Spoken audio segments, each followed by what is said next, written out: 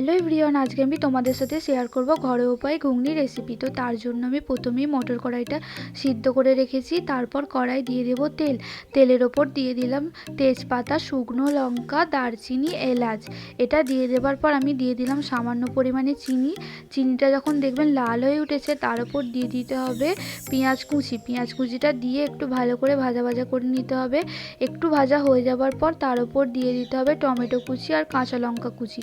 এটা দিয়ে দেওয়ার পর আমি দিয়ে দিলাম রসুনের পেস্টটা দিয়ে একটু ভাজা করে নিতে হবে। তারপর আমি দিয়ে দিলাম আদা রসুনের পেস্টটা দিয়ে ভালো করে মশলাটা একটু কষিয়ে নিতে হবে।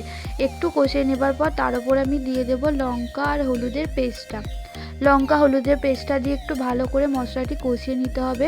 মশলাটি কষিয়ে নেবার পর যখন মশলা থেকে তেল ছেড়ে দেবে তার উপর দিয়ে দিতে হবে সেদ্ধ করে রাখা ঘুগনির কড়াইটা।